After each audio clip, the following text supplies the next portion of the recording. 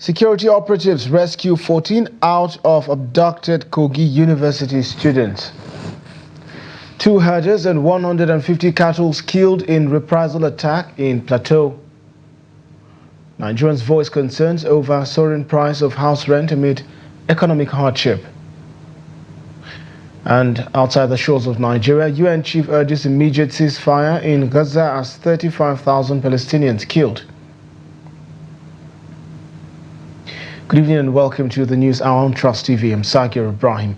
The Kogi State government has confirmed the successful rescue of some abducted students from Confluence University of Science and Technology, or Sarah Okene.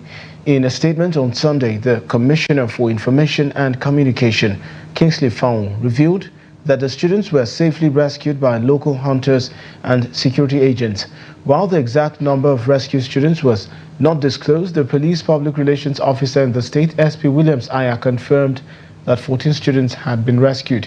Fanwe explained that a joint effort between local vigilantes and security forces led to a fierce shootout, with the kidnappers forcing them to retreat with gunshot wounds. The rescued students, along with other kidnapped victims, have been taken to medical facilities for necessary treatment. Security operations are ongoing in the forest to locate and rescue the remaining students still in captivity. However, during the rescue mission, a local hunter and a DSS operative sustained injuries but are currently receiving medical attention. The abduction occurred while students were studying in preparation for their upcoming exams. The gunmen had stormed the classrooms, firing shots in the air before abducting an unspecified number of students. And earlier on the news update, we spoke to Daily Trust reporter Tijani Labaran. He gives an update on the situation. Okay, so this afternoon, the state police command confirmed that 14 of the abducted students have been rescued after a gun battle in the bush. That effort is still be on, and they are still continuing in the bush to get many of them rescued from the abductors' hand.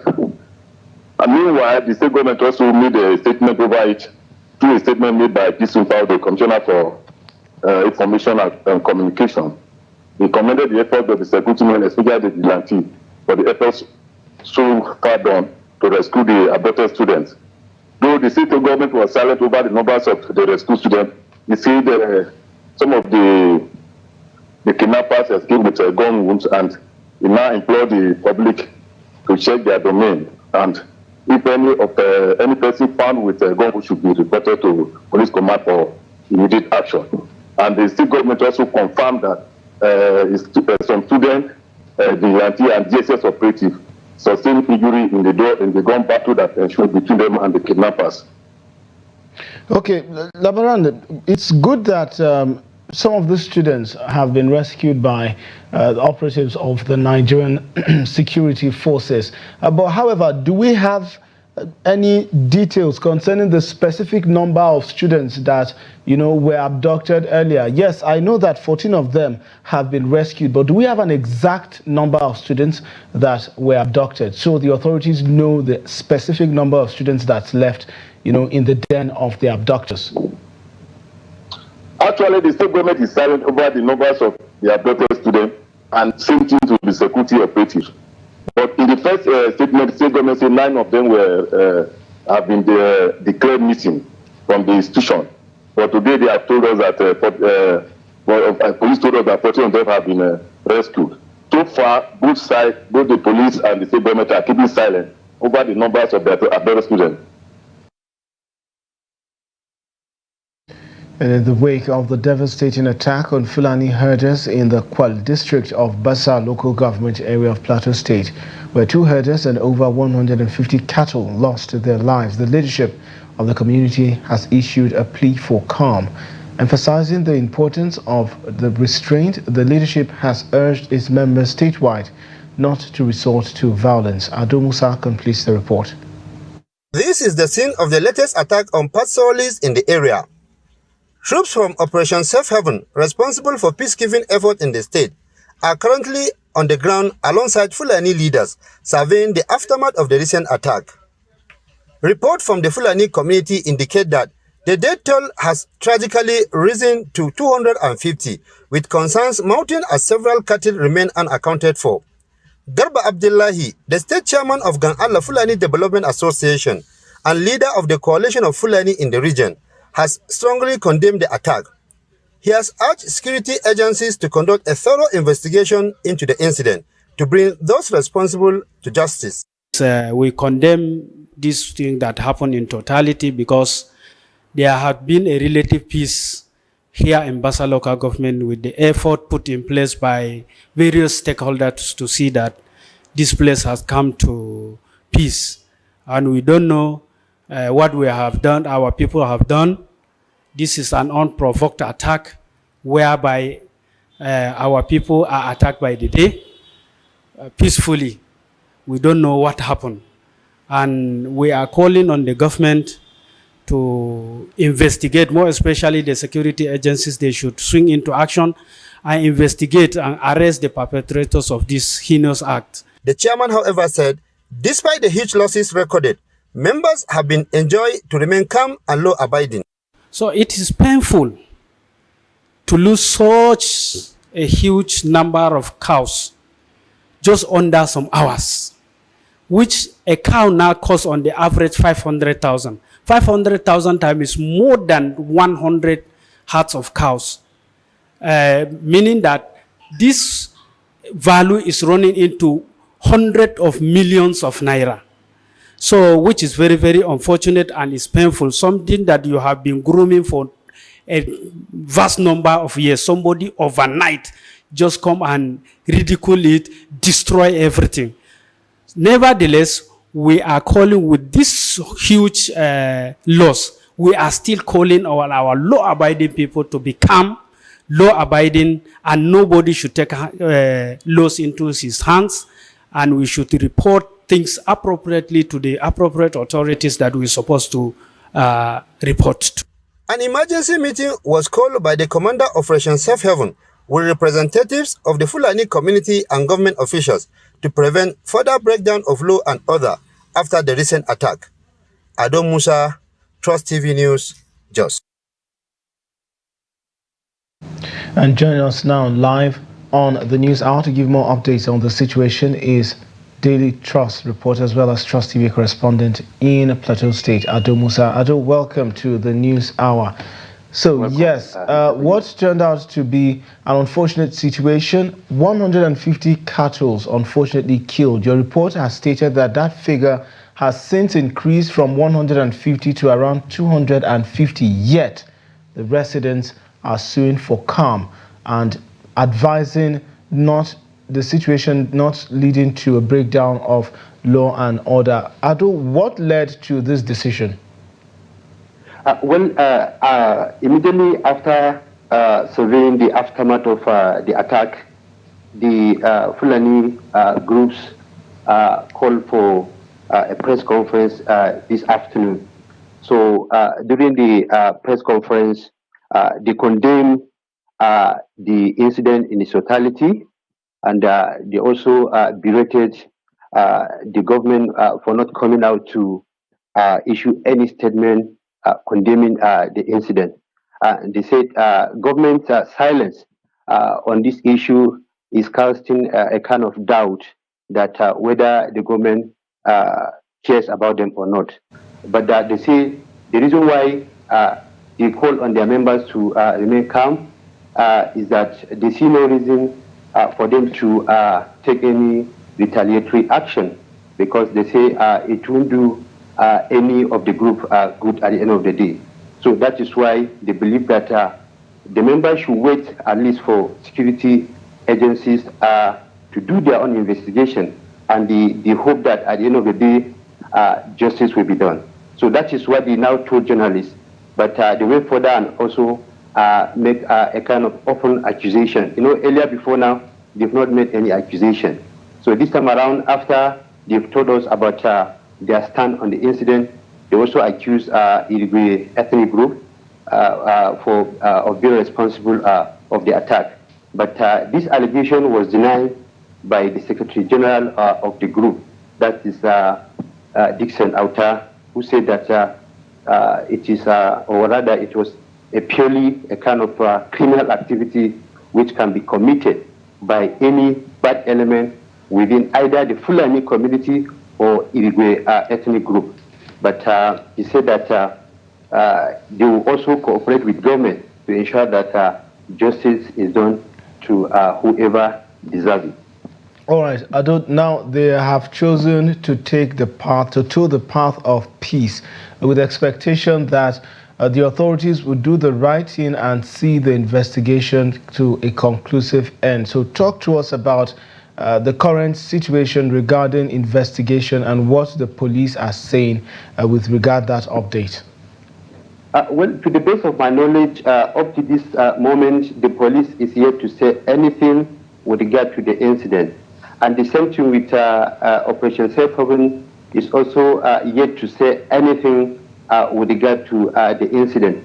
So we cannot at the moment see how far either the government or security agencies have gone with the investigation.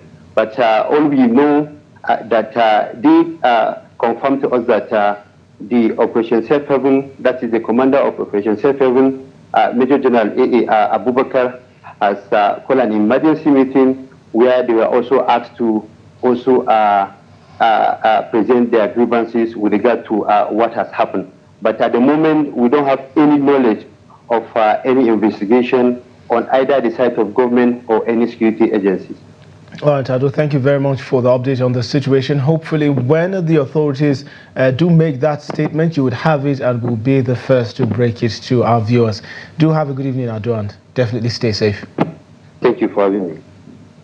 Moving on now, in response to the tragic and alarming incident resulting in the killing of Khalid Ahmed Bichi, the Commissioner of Police FCT Command, CP Benneth C. Igwe, has ordered a thorough investigation into the circumstances surrounding the incident. Expressing profound condolences to the bereaved family, CP Benneth Igwe unequivocally frowns at this cowardly act and assures both the family and the public of swift justice. The statement read, "The diligent pursuit of the perpetrators is underway with every effort being made to ensure they are apprehended and brought to justice," it added. Furthermore, CP Benneth Igwe reaffirms the unwavering dedication of the FCT Police Command to enhance the security landscape of the territory, continually adapting strategies to effectively combat evolving criminal activities. And police in Kaduna are investigating a tragic case of kidnapping of a minor after a resident of Angwanjuma, Zaria, reported to the Zaria City Police Station that his 6-year-old daughter, Aisha Saidu, went missing on her way to Islamic school. According to Dahiru, his daughter, Aisha, was allegedly abducted by her cousin, Abdulaziz Idris, also residing in Angwanjuma in Zaria. After her disappearance, Dahiru received a ransom demand of 8 million naira from an unknown caller, later identified as the perpetrator, Abdulaziz Idris. In a statement by ASP Mansir Hassan, Police Public Relations Officer, Kaduna State Command, the case was transferred to the Anti-Kidnapping Unit of the State Criminal Investigations Department, Kaduna, where the perpetrator was traced and arrested in Makarfi local government area of the state. The suspect confessed to the crime, admitting to slaying the innocent child by brutally slashing her neck with a razor blade because she recognized him. He then disposed of a lifeless body in a well. The Commissioner of Police, CP Audu Ali Dabigi, assured the public that the case would be diligently investigated to ensure justice for Aisha Saidu and her family. The suspect will be charged to court once the investigation is completed. Still staying with security, troops of the 6th Brigade, Sector 3, Operation World Stroke, have achieved a significant breakthrough in dismantling terrorist strongholds across various communities in Taraba State. In a statement released in Jalingo, the state capital, Major General Onyema Nwachukwu, the Director of Army Public Relations, confirmed the successful operations, highlighting the dismantling of hideouts in Ruga, Sarsi and Yade communities. The troops not only dismantled the hideouts but also recovered a considerable cache of arms and ammunition. During an aggressive patrol conducted by the 93 Battalion Subsector 3B of Operation World Stroke, contact was made with terrorists who fled upon encountering the troops' overwhelming firepower. Subsequent search operations led to the seizure of an AK-47 rifle, ammunition and other items belonging to the terrorists. Reaffirming their commitment to rooting out terrorism from the state, The troops are actively pursuing the terrorists to eliminate all criminal hideouts and ensure the safety of the area. Until the cost of living in Nigeria, citizens across the country are voicing concerns over the economic downturn, which has led to increased hardship nationwide. Youth serving under the National Youth Service Corps are feeling the pinch, particularly those posted to states other than their state of origin for their mandatory one-year national service. In Gombe, Corps members expressed dissatisfaction with their monthly allowance of 33,000 naira, stating that it is insufficient to meet their needs. Trust TV's Hassan Koli has more. Many National Youth Service Corps members are facing significant challenges amid the rampant food inflation sweeping across the nation. One such individual is Ismail Muhammad from Plateau, currently serving in Gombe. Like many others, Ismail relies solely on his monthly allowance to sustain himself. He shares the difficulties he encounters in navigating daily life amidst the current economic climate. We are facing challenges based on electricity because we don't have electricity for now, and the water that we are using in the town, they use electricity in order to pump our tanks and the rest. So due to this lack of electricity, we are facing more challenges on water. This we cannot even take you for that staying for 1 month, because you have to work to find food for yourself. So, and for now, every day that you went to the market, you will find the cost of the activities, cost of the commodities is very high. It's increasing day by day. Youth Corps members like Abubakar are endeavoring to leverage their acquired skills to generate additional income. However, despite their efforts, they are facing challenges in achieving success. There are some Said that the NYXC they used to do, they used to conduct. But the problem that we are facing is that even if you get the skills, you understand in the camp, so if you come to Gombe, sincere speaking, our people from Gombe, they are not patronizing our efforts. Like there are some people that they know how to fire phones, how to cook. Like there are so many women that they used to cook, and they used to know how to cook very well. But our problem that our people from Gombe, if they will do some occasion, they don't used to bring this kind of things that our women can cook and get money. Youth Corps members are appealing to the government and local communities for assistance in sustaining their livelihoods. We know how to repair phones, we know how to teach, but sincerely speaking, they are not looking for Corps members to come and and put hand, or to have to have a hospitality with them, that they will they will patronize, and Corps members, they will get something that they will benefit. Many Youth Corps members interviewed by Trust TV expressed the belief that only an increase in their monthly allowances will lead to an improvement in their standard of living in their assigned states. Hassan Koli, Trust TV News, Gombe. Also, residents of Maiduguri have expressed frustration over the steep rise in house rent prices, attributing the phenomenon to inflation and fluctuations in the dollar exchange rate. Dealers of building materials corroborate these concerns, citing reduced patronage from both estate developers and individuals within the metropolis. Trust TV's Beatrice Kuriti has more on this. Maiduguri, a prominent city in Nigeria's northeast region, grapples with a surge in rent prices driven by escalating cost of construction materials in recent months. Mohammed Najib, a building materials supplier, highlights the drastic price increases.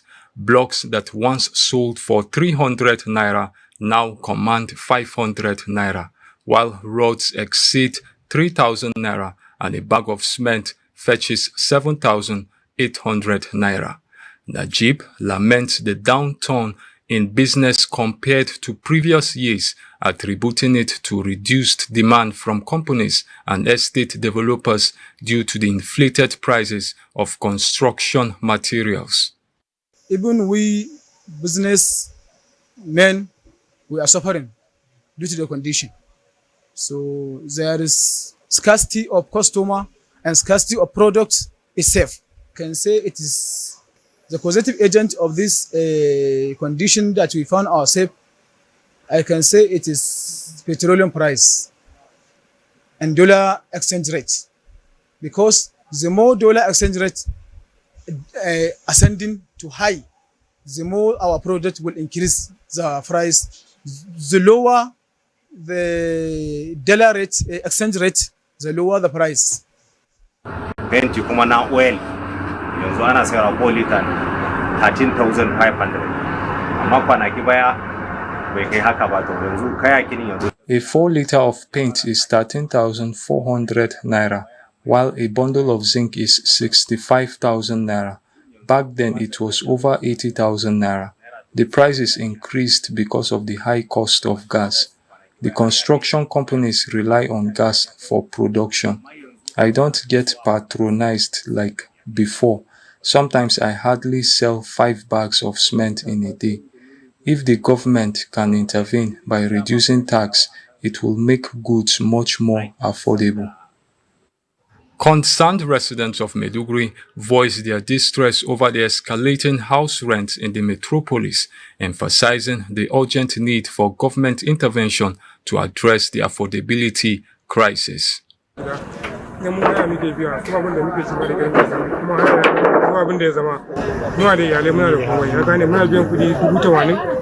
Things are expensive and we find it difficult to pay. I have a family with children.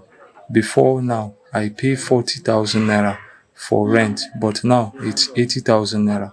So you see, government needs to do something about the difficult situation we find ourselves in today.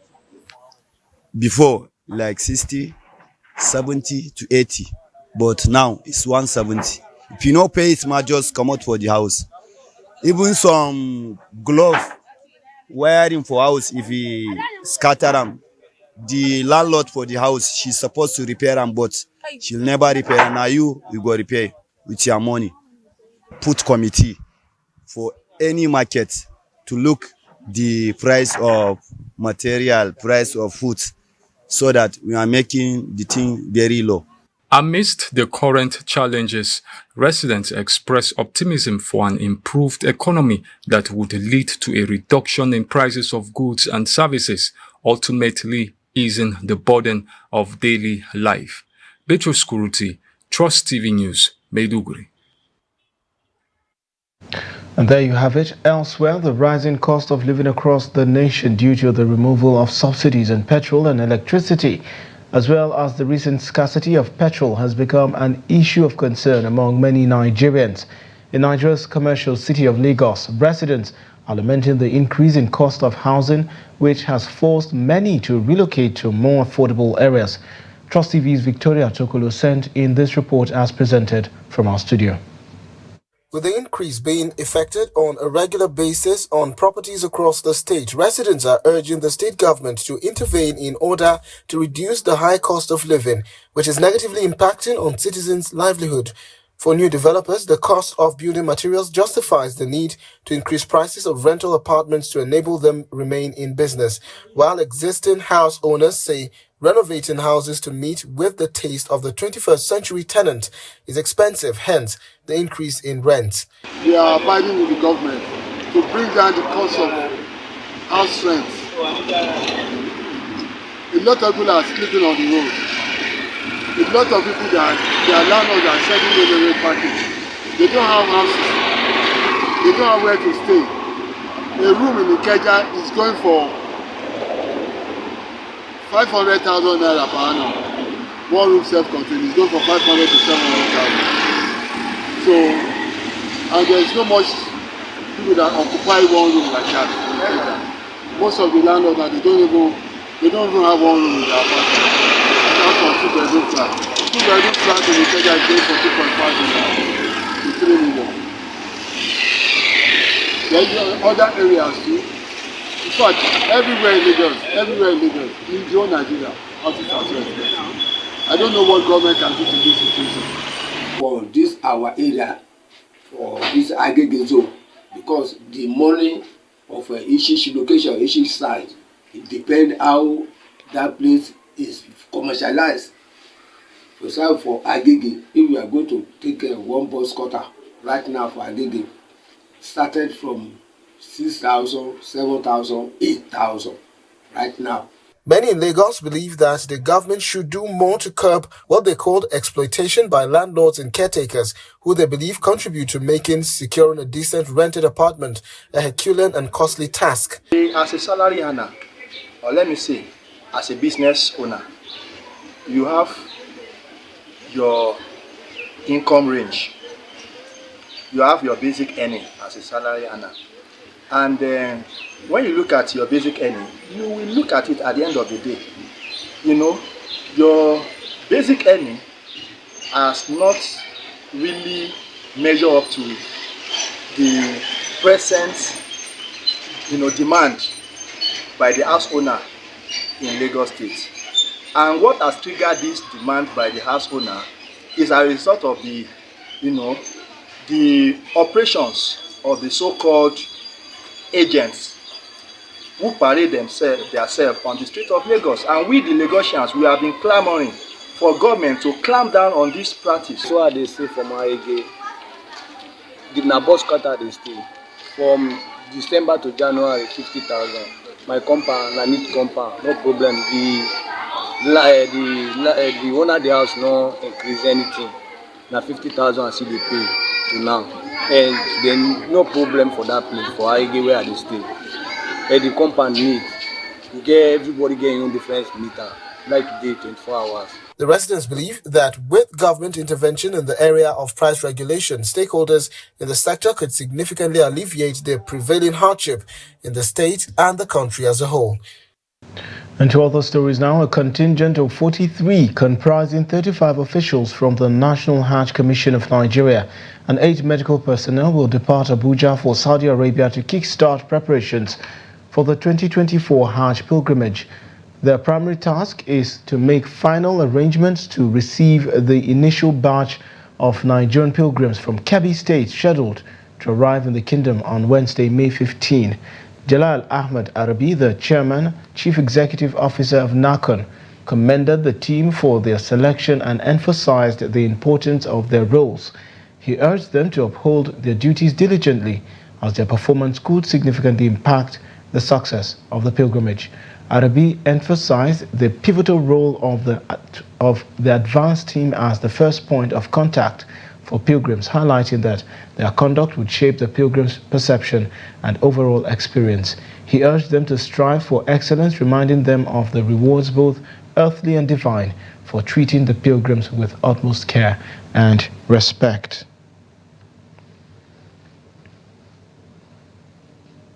You're watching the News Hour on Trust TV. Still to come. After the break, we tell you the bizarre story of a community where tertiary education is a barrier for marriage. This and much more when we return. Join us again.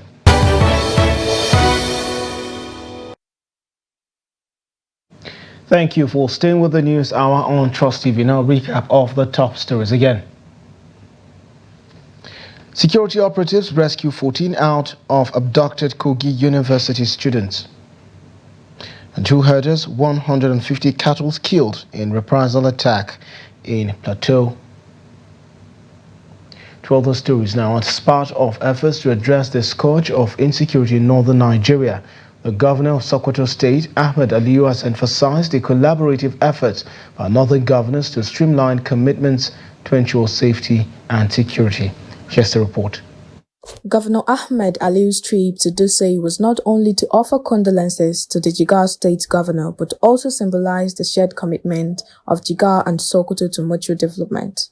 Reflecting on the proactive measures taken by northern governors, Governor Aliyu underscored their relentless dedication to working alongside the federal government to confront challenges of security, poverty, and inflation head-on. It is not time for speeches. We are here for condolence. And we are here to strengthen the relationship that exists between Jigawa and Sokoto State. You may recall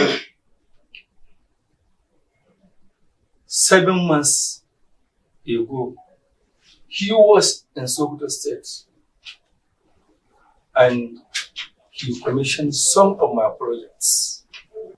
In reciprocation, Governor Umar Namdi expressed gratitude for the solidarity shown by his Sokoto counterpart, recognizing the invaluable exchange of knowledge and experiences between the two states. You are history. You are a principal person, very principal for that matter. Like you said, it's not a speech time, but people don't need to know who is Dr. Ahmed. He's one of the few people that let his position as a deputy governor on principle. Accompanied by his wife Fatima Ahmed Aliu, the Sokoto State Governor's visits culminated in prayers for the departed, underscoring the unity and resilience of Northern leadership in times of adversity. And traders warn of potential shortage of animals for Eid sacrifice. And all traders are issuing warnings of a potential shortage of sacrificial animals ahead of the forthcoming Eid al-Adha celebration. Marketers attribute this concern to a combination of factors, including a rise in animal feed prices and reduced patronage of animals. Trust TV's Hassan Koli has details. As Eid al-Adha approaches, concern rise over a decline in usual patronage at Gombe animal market such as Tiken Shanu. These markets are traditionally bustling with activity as people prepare their animals for sacrifice and transport them to various markets. However, this year there is a notable absence of the usual crowd and transactions, raising concerns among traders and buyers alike. The price of animals here is going down due to the low patronage. The animal feed was at its peak, so it is difficult for you to feed your animals well. Besides, people are struggling only to feed their families, so they are not even thinking about buying our animals at the moment. Rearing animals is hard nowadays. You can't feed them as you used to. The bag of local animal feed was 600 naira and it is now 2,000 naira. You have to spend 5,000 naira daily just to feed 3 to 5 rams. So with the recent hardship, it is unbearable. Although we thank Allah, the price is going down, but there is low patronage. With this development, most animal marketers are transporting their commodities to the southern part of Nigeria, where demand is high, which will further create shortages in the north. We are now taking our animals to the southern part of the country to maximize our profits. They are buying our commodities at higher prices compared to our people here in Gombe. Therefore, with all the cost of transporting them there, it is a better alternative for us, and there will be a shortage of animals in this market during Eid al-Adha. The price of food commodities in Nigeria has been fluctuating since the removal of fuel subsidies in May 2023. Hassan Koli, Trust TV News, Gombe. Now, over the years, girls' education has been described as one of the most important aspects of societal development, with many non-government organizations at home and abroad working to encourage it. But in northern Nigeria, girls' education is still facing several problems relating mostly to religion, culture and traditional beliefs. In this special report, Trust TV correspondent Idris Jibrin travels to a community in Warawa local government area of Kano State where men don't marry girls beyond secondary school education. Here's his report. Welcome to Jemagu, a community in Warawa local government area of Kano State, where men believe that marrying girls beyond secondary school is not a wise decision. Hence, only a few girls were able to go beyond secondary school here. Babangida Adamu is among the men in Jemagu who shares this belief.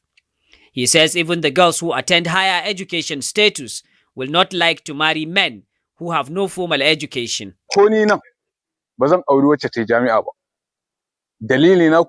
I myself will not marry a university graduate because she is more educated than me. And the truth is that any woman who attended higher education will not also like to marry a man with lower education status, since their lifestyle will never be the same. Meet 25-year-old Khadija Muhammad Jemagu. She recently obtained a diploma in marketing from Kano State Polytechnic. With neither a government job nor a husband to marry her, Khadija resorted to helping a non-governmental organization working to promote girls' education in her community. Even before I finished my diploma, many people will go about saying that since my father has chosen to send us to school, we will see who will come to marry us. And for several years, I've been living like this because in this our village, no man has ever come to me with marriage proposal simply because I have diploma. Despite this belief in Jemagu, some girls like Husaina Muhammad are still trying to obtain a certificate in education, but there is no man within the community willing to marry her at the moment. Yet Husaina insists that her educational ambition is now the priority. After I finished my secondary school, I started my NCE here in Warawa. But you know the belief of our people. They see us as prostitutes. Therefore, no one will come to offer his hand in marriage to us. But I will not be discouraged, because I believe whenever it is time for me to marry, God will definitely bring husband. Unlike Husaina, Zainab Makera was able to get married after her secondary school. Now she wants to proceed, but she is faced with a difficult choice between furthering her education or staying with her husband. We really wish to continue our education beyond secondary school, but a married woman here do not have that right, and most especially because the husband is not in support of the decision to further my education. In fact, my husband told me to choose between my marriage and going back to school. According to education authorities in Warawa local government, this belief is not the only problem affecting girls' education in Jemagu. Parents' lack of commitment, especially mothers, may have worsened the situation over the years. The problem is not only in Jemagu or Warawa. It's a general issue in which most men will not like to marry a woman beyond their education status. And this is also the same among women themselves. Meanwhile, apart from poverty, the water supply problem is forcing many children, especially girls, to skip school because they had to travel long distances to fetch water for the house. Still, government authorities assured that the problem of water supply in this village will soon be a thing of the past. The problem of water supply is a general concern, but we now have the support from the state government. I can assure you that very soon we are going to solve the problem of water supply in our communities. Be that as it may, the trauma of not being able to get husband after higher education has continued to discourage many parents in Jemagu from sending their girls to school, most especially because the men mostly drop out after secondary school. Idris Jubrin, Trust TV News, Kano. And thanks to Idris for that report. Also, as Nigerians worldwide celebrate International Mother's Day, residents of Imo State enthusiastically join in the festivities. Numerous worship centers across the state were observed actively commemorating the occasion, hosting a plethora of activities aimed at empowering mothers of all ages. Trust TV's Ajibade Praise has more in this report. For many of the residents in the state, International Mother's Day serves as a poignant occasion to express gratitude to all mothers for their unwavering leadership role in the lives of their children and worlds. Mrs. Jennifer Omubiko, a mother and nutritionist, encouraged fellow mothers to consider incorporating organic ingredients into their family meals as a way to promote healthier living within their homes.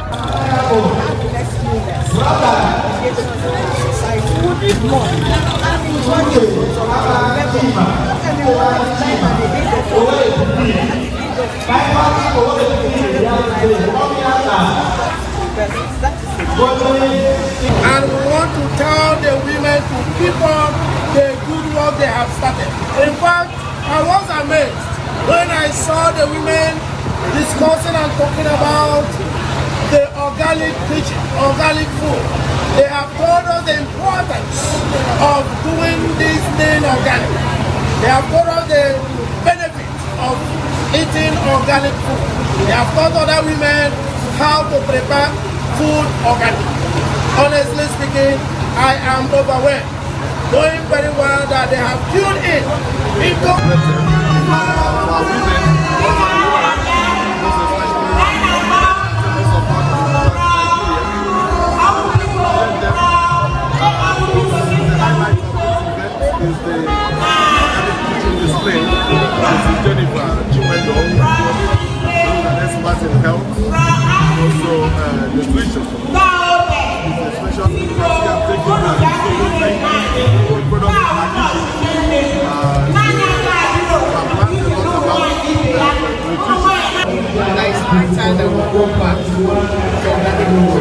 Just like it made them live longer, healthy and stronger. Yes. Women go back those organic food gathering. Wherever we live, we have little gatherings to plant the table or whatever it takes. So that to harvest from them, eat and be healthy. On this year's Mother's Day celebration, residents of Imo State advocate for the support and education of women in preparing nutritious meals using organic ingredients. They believe that empowering women in this way will significantly improve the quality of life in the state. Ajibade Praise, Trust TV News, Owerri. And the Nigeria Police Force has begun an investigation into a child exploitation case following public outcry in response to disturbing images and videos involving a 4-year-old child online. The content portrays the young child in inappropriate poses akin to adult content. The force, in a statement by its public relations officer ACP Olumuyiwa Adejobi, expresses profound shock and grave concern over the apparent exploitation of this vulnerable child and unequivocally condemns such actions in the strongest terms possible. Prima facie, investigations indicate the involvement of the child's father, who has been apprehended by the police at the Auchi Divisional Police Headquarters, Edo State Police Command. The police emphasizes the importance of implementing support systems for parents and guardians to protect the safety and well-being of the children. It is crucial for caregivers to also prioritize the security of minors and seek assistance or guidance where required. Also, operatives of the National Drug Law Enforcement Agency, the NDLEA, have intercepted 3 trailer loads of opioids consisting of 3,450,000 pills and 344,000 bottles of codeine syrup at Abule Ado in Amuodofin local government area of Lagos State. 3 suspects were arrested in connection with the seizure, according to a statement by Femi Babafemi, Director of Media and Advocacy of the agency. The multi-billion naira consignments were loaded into 2 40-feet container trucks and another 20-feet truck at the AML bonded terminal, Abule Oshun, near the International Trade Fair complex. They were then transported to a large warehouse at Abule Ado, where NDLEA officers apprehended the suspects and recovered the opioid consignments on Thursday, May 9, 2024. The arrested individuals include the warehouse agent Cosmos Obiajulu, Ridwan Balogun and Banjo Tayo, drivers of 2 of the trucks, while the 3rd driver managed to escape. In addition, on Friday, May 10, 2024, a 75-year-old man identified as Jibril Audu was apprehended with 7.5 kilograms of cannabis at Okiasa village, Ijere, Ekiti State, during a raid operation. Furthermore, a 70-year-old woman named Tikwase Nyito was caught with 15.6 kilograms of the same substance on Thursday, May 9th, during a raid operation at Achusa and International Market Road, Makudi, Benue State. And operatives of the Joint Task Force in Niger Delta Operation Delta Safe have conducted a successful raid uncovering over 50 illegal oil refining sites in the Biseni Forest of Yenogwa local government area in Bayelsa State. Led by Rear Admiral John Okeke, commander of OPDS. The operation revealed that illegal refining of stolen crude oil was conducted daily at these sites until they were busted by the military. Rear Admiral Okeke disclosed that one of the discovered sites featured a large dugout open pit capable of holding more than 10 trucks of alternative gas oil, a clear indication of the scale of illegal activities taking place. Having previously warned oil thieves to cease their unlawful activities or relocate, Rear Admiral Okeke reiterated the military's commitment to combating oil theft in the region, ensuring the preservation of natural resources and environmental integrity.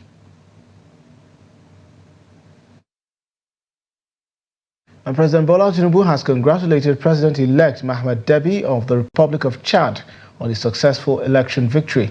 In a statement released by his special advisor on media and publicity, Ajuri Ngelale, President Tinubu commends Chad's commitment to democracy and orderly transitions as evidenced by the conduct of the elections. He reaffirms Nigeria's dedication to collaborating closely with Chad to promote peace, security and shared prosperity in the region. President Tinubu emphasizes the importance of sustained friendly cooperation between both nations and wishes President-elect Debi's success as he assumes his new responsibilities serving the people of Chad. The provisional results announced by Chad's National Election Management Agency confirmed that military leader Mahamat Idris Deby emerged victorious in the closely contested presidential election, securing 61.03% of the votes. And outside Nigeria, United Nations Secretary General Antonio Guterres has called for an urgent humanitarian ceasefire in the Gaza Strip as Israeli forces reportedly killed over 35,000 Palestinians since the conflict began in October. Speaking to international donors in Kuwait, Guterres emphasized the need for the unconditional release of captives held by Hamas and a surge in humanitarian aid to Gaza. Guterres cautioned that while the ceasefire is crucial, rebuilding them from the devastation of the conflict will be a lengthy process. And despite his plea, Israeli forces continued strikes in Gaza, displacing hundreds of thousands of refugees. The town of Beit Lahia witnessed multiple strikes with reports of casualties arriving at local hospitals.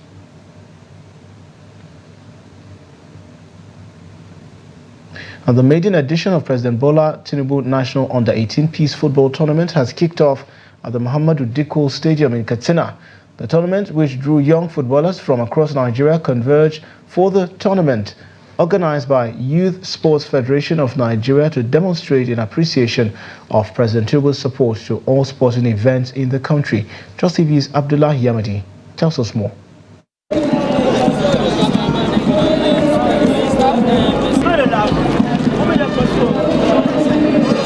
Katsina residents, particularly sports lovers, trooped to the arena for the official opening ceremony of the football tournament.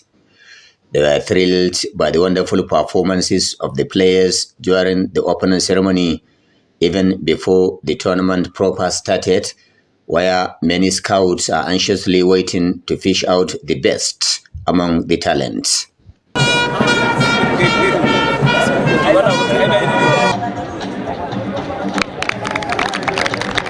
While declaring the tournament open, the host Governor Dikko assured that Katsina State will continue to host sporting events and prioritize activities aimed at engaging youth, adding that his administration has established a football academy.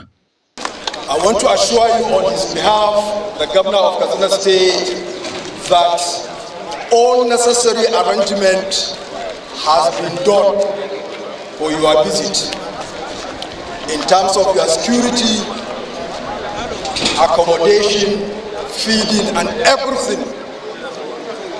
His Excellency has taken care of it. The chairman, Katsina State Youth Sports Federation of Nigeria, Amin Wali, commended Governor Radda for his resolve to support youth through sports, adding that all states in the country are participating in the two-week event.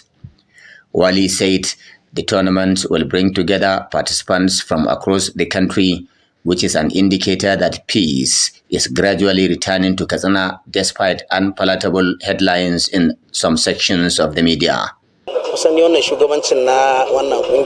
As the Katsina State Chairman of Youth Sports Federation of Nigeria, I want to assure all stakeholders participating in the tournament that the government has made adequate arrangements for a successful event, and we are happy with the turnout of states. Stakeholders in the sector commended Governor Radda for hosting the tournament and called for more consultations and synergy with sister organizations to make Katsina Football Academy vibrant. The National Vice President of Youth Sports Federation of Nigeria, Mustafa Alladi, and his Katsina State counterpart, Aminu Ali, kick-started the tournament. Abdullahi Izuma Yamadi, Trust Television News, Katsina. And the 2024 Kuje 5-kilometer marathon race has taken place in the FCT. The marathon race was more than just a competition. It was a celebration of athleticism and unifying people through sports. Trust TV's correspondent Adeni Ajishafe has more. The race brought together individuals from all walks of life, united by their passion for sport. The significance of the race was highlighted by the organizer, emphasizing on the importance of promoting the Catch Them Young initiative, as well as health and wellness using the marathon race as a platform to foster peace and unity. Marathoners aiming for personal best to first-time participants embrace the challenge, surge forward, determination and grit, navigating the scenic route throughout the street of Kuje to outrun one another. In the junior male category, Williams Jantani emerged first, while Peace James emerged winner in the girls category, with Yunusa Matthias winning the senior male category of the marathon race. The winners expressed joy for being part of the marathon race, while appreciating the organizers for creating the platform. I'd like to say thank you for coming to this place, to visit us, to organize us, to organize this competition. This is a great opportunity for me to be in this competition. I feel good and I'm proud of myself, and I made my mom proud. The Minister of Sport Development, John Owa Eno, represented by the Executive Assistant Sunday Adeleye, was on ground to show ministers' support for the event. Adeleye thanked the organizer for their initiative in promoting grassroots sport, emphasizing government's commitment to provide opportunities for athletes at all levels. It's one of those things when you talk about grassroots or giving back to the sport, and then of course this is where you get it from the trenches. You actually start picking off, looking at talent hunts from this level of organizing local competitions like this, and it will go a long way to help development of sport or athletics in Nigeria in general. So I'm delighted to be here. An expert in endurance sport inspired the athletes to push their limits and strive for excellence. If other coaches at area council will organize a thing like this, it will boost the morale of the youths, and you can easily capture them young, and at the ages you can see before this one will grow, they can help us and we can get international athletes from them. So honestly, I expect that a good thing is going to come up, because coaches are here to scout for those of them who can make it. Impressed with the turnout of participants, the organizer Christopher Army encouraged the young talents not to give up on their dreams. Thank God for a successful competition. I didn't expect it to be like this. Well, I wasn't expecting this, the crowd I got, but I believe that at the next edition, it will be better than this. And I want to make it seasonal. That will be coming by next year to do the next edition, by the grace of God. Certificate of participation was awarded to all participants, as well as prizes for the winners from the first to the fourth position in all categories, while organizers assured of a better package next season. That's Sport News. I'm Adeni Ajishafe. And that wraps up the news hour on Trust TV. Do not forget to follow us across all of our social platforms and catch our live stream on YouTube for more news programs and documentaries. I'm Sagir Ibrahim, and on behalf of the technical crew, have a good night.